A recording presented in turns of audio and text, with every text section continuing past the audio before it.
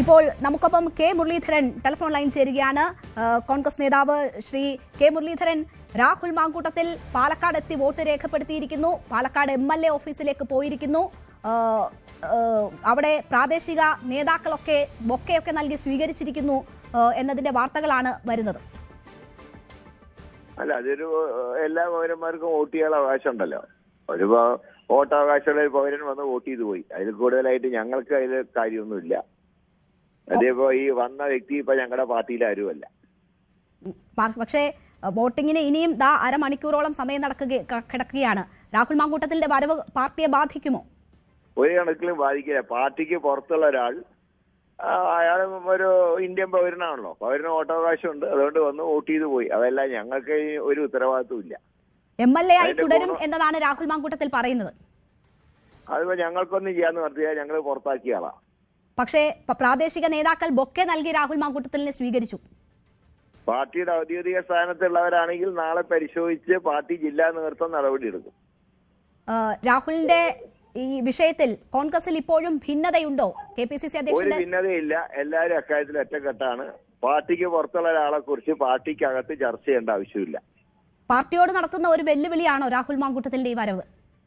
പല കൊമ്പന്മാരും പാർട്ടിയെ വെല്ലുവിളിച്ചിട്ടുണ്ട്. അവരൊക്കെ കൊമ്പ് താത്തിയിട്ടുമുണ്ട്. ഒരു തരത്തിലും രാഹുലിന്റെ കാര്യത്തിൽ പുനർവിചിന്തനമില്ല എന്ന ഉറച്ച നിലപാട് തന്നെയാണോ കോൺഗ്രസിന്?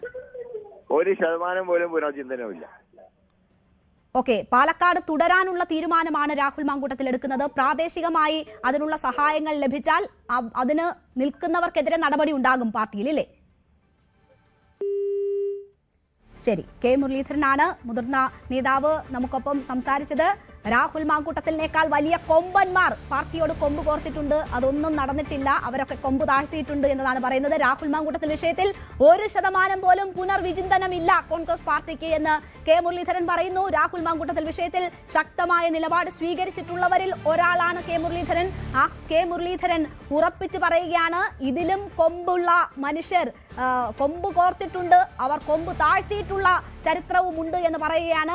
രാഹുൽ മാങ്കൂട്ടത്തിനുള്ള ആദ്യ സന്ദേശമാണ് മുതിർന്ന നേതാവ് കെ മുരളീധരന്റെ ഭാഗത്തു നിന്നും ഉണ്ടാകുന്നത്.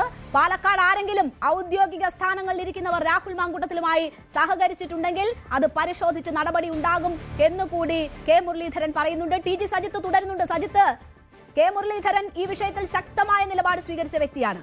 അദ്ദേഹം പറയുന്നു, ഒരു തരത്തിലും നിലപാടിൽ ഒരു മാറ്റവുമില്ല. KPCC അധ്യക്ഷന്റെ ഇന്നത്തെ വെൽ ഡ്രാഫ്റ്റഡ് പരാമർശത്തിന് ശേഷം കൂടിയാണ് ഇത് പറയുന്നതെന്ന് ഓർക്കണം. ഒരു തരത്തിലും ഡാമേജ് ഉണ്ടാക്കില്ല. വെറും ഒരു പൗരന്റെ അവകാശം വിനിയോഗിച്ച് മടങ്ങുകയാണ്. അതിനപ്പുറം എന്തെങ്കിലും സഹായം ലഭിച്ചിട്ടുണ്ടെങ്കിൽ നടപടി എന്ന് വരുമ്പോൾ കോൺഗ്രസിന്റെ നിലപാട് വ്യക്തമാണോ ഈ വിഷയത്തിൽ? രാഹുലുമായി ഒരു ബന്ധവുമില്ല എന്നത് കോൺഗ്രസിലെ കെ മുരളീധരൻ, VD സതീശൻ അടക്കമുള്ള ആളുകൾ പരസ്യമായി എടുക്കുന്ന നിലപാടാണ്. എന്നാൽ രാഹുലിനോട് വീണ്ടും രാഹുലിനെതിരെ രാഷ്ട്രീയ ഗൂഢാലോചന നടക്കുന്നു എന്ന വാദം ഉന്നയിച്ചത് രാവിലെ സണ്ണി ജോസഫ് അടക്കമുള്ള ചിലരെങ്കിലുമാണ്.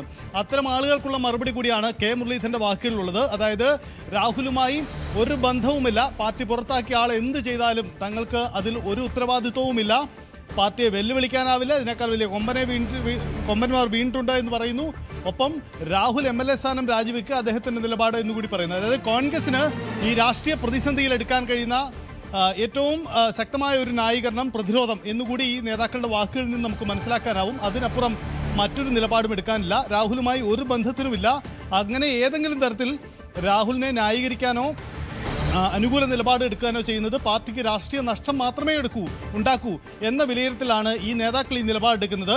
എന്തായാലും സണ്ണി ജോസഫ് രാവിലെ ഇത് പറഞ്ഞതിനപ്പുറത്തേക്ക് കൂടുതൽ നേതാക്കൾ രാഹുൽ അനുകൂല നിലപാടുകൾ എടുക്കാൻ സാധ്യതയില്ല. പക്ഷേ രേണുക, നമ്മൾ ശ്രദ്ധിക്കേണ്ട കാര്യം, രാഹുൽ രണ്ടും കൽപ്പിച്ചാണ് എന്ന സൂചനകളാണ് പങ്കുവയ്ക്കുന്നത്. അതായത് വരുന്ന ദിവസങ്ങളിലും താൻ പാലക്കാടുണ്ടാവും, MLA ആയി തുടരുമെന്ന് പറയുമ്പോൾ രാഹുൽ ഉണ്ടാക്കുന്ന ഒരു ബദൽ നീക്കം, അതായത് പാലക്കാട്ടെ പ്രാദേശിക നേതൃത്വമോ പ്രാദേശിക പ്രവർത്തകരോ രാഹുലിനൊപ്പം നിന്നാൽ കോൺഗ്രസ് ഈ നിലപാടിൽ നിന്ന് അല്പം കൂടി വ്യക്തത വരുത്തേണ്ടി വരും. പ്രതിസന്ധി ഉണ്ടാകുമെന്ന കാര്യം ഉറപ്പാണ്. കാരണം അതിൽ പാലക്കാടത്തെ കോൺഗ്രസിന്റെ നേതൃത്വം എടുക്കുന്ന നിലപാടടക്കം, അവിടുത്തെ DC പ്രസിഡന്റ് അടക്കം രാഹുലിനോട് അല്പം മമത കൂടുതൽ കാട്ടിയവരാണ്.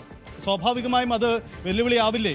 അവിടുത്തെ പ്രാദേശിക പ്രവർത്തകർ ഒരുപക്ഷെ പാർട്ടിയുടെ ഔദ്യോഗിക സ്ഥാനങ്ങളിൽ ഉള്ളവരല്ലെങ്കിൽ കൂടിയും അവിടുത്തെ പ്രവർത്തകരൊക്കെ രാഹുലിനെ സ്വീകരിക്കുന്ന സാഹചര്യമുണ്ട്. ഒക്കെ നൽകിയുള്ള ആ തരത്തിലുള്ള സ്വീകരണ നീക്കമൊക്കെ അതിൻ്റെ പ്രതിഫലനം കൂടിയാണ്. അങ്ങനെയെങ്കിൽ രാഹുൽ രണ്ടും കൽപ്പിച്ച് നീങ്ങുമെങ്കിൽ പാർട്ടി തന്നെ പ്രാഥമിക അംഗത്വത്തിൽ നിന്നും പുറത്താക്കിയുള്ള തീരുമാനം അംഗീകരിക്കാതെ ബദലായി MLA ആയി തുടർന്നുകൊണ്ട് തിരികെ വരാനുള്ള മറ്റൊരു ശ്രമം രാഹുൽ നടത്തിയാൽ അത് കോൺഗ്രസ് ഉണ്ടാക്കുന്ന ക്ഷീണം ചെറുതല്ല.